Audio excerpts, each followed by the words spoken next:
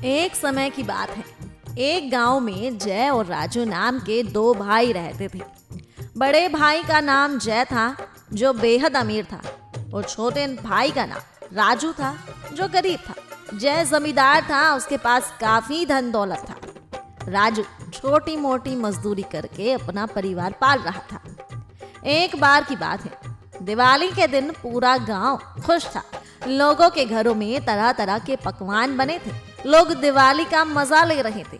लेकिन राजू बहुत दुखी था, क्योंकि उसके परिवार के पास तो खाने को भी कुछ नहीं था। वो मदद मांगने अपने बड़े भाई के पास गया। बड़े भाई जय ने छोटे भाई राजू को डांट कर भगा दिया। राजू दुखी मन से वापस घर लौटने लगा। रास्ते में राजू को एक बूढ़ा आदमी मिला।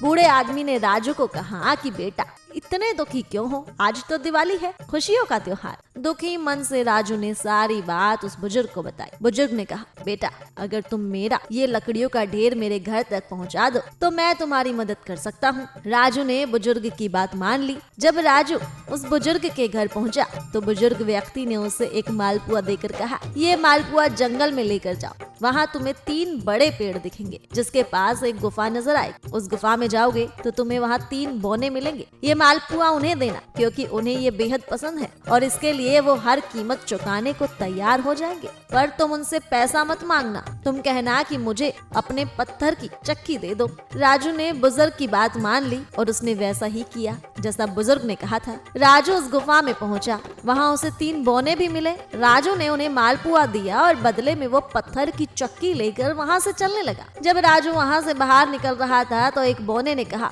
कि ये कोई मामूली चक्की नहीं है, इसे चलाने पर तुम जो मांगोगे वही तुम्हें मिलेगा। इच्छा पूरी होने पर इस पर लाल कपड़ा डाल देना, सामान निकलना बंद हो जाएगा।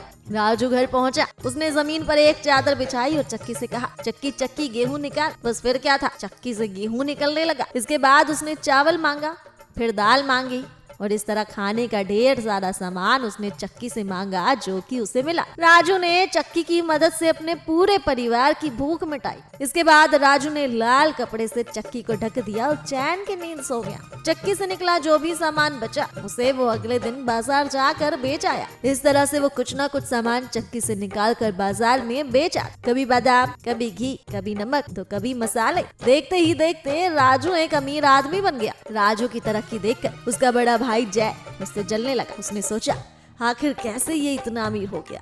एक रात जय राजू के घर खाने पर गया। खाना खाने के बाद खिड़की से छिपकर उसने जादुई चक्की का राज देख लिया। जय ने तो ये देख लिया कि चक्की से सामान कैसे निकलता है, लेकिन वो ये नहीं देख पाया कि सामान का निकलना बंद कैसे होता है। अगले दिन जब राजू बाजार गया तो जय चालाकी से उसके घर में घुसा और चक्की को चुरा लिया। उसने सोचा कि वो गांव छोड़कर कहीं दूर बस जाएगा, क्योंकि उसके हाथ खजाना जो लग गया था। वो जल्दबाजी में अपने घर पहुंचा, अपने परिवार के लोगों को साथ लिया और घर बार छोड़कर वहां से भाग निकला। जय एक समंदर के पास पहुंचा। समंदर पार करने के लिए वो नाव में सवार हुआ। वो समंदर पार कर ही रहे थे, तभी जय की पत्नी ने चक्की के बारे में पूछा। जय ने जादुई चक्की का चमत्कार दिखाने के लिए चक्की से कहा, चक्की चक्की नमक निकाल। बस फिर क्या था, चक्की से नमक निकलता गया। अब जय को चक्की बंद करनी तो आती नहीं। चक्की से लगातार नमक निकलता रहा। नाव पर चक्की से निकलते नमक का बोझ बढ़ता गया। नमक के वजन से नाव डूबने लगी। जय चिल्लाया, लेकिन अब चिल्लाने से कोई फायदा नहीं होने वाला था, क्योंकि उसे तो ये पता ही नहीं था कि चक्की को बंद कैसे करना है। नतीजा ये हुआ कि नाव आखिर में डूब गई। जय अपने परिवार और चक्की समेत समंदर में डूब गया।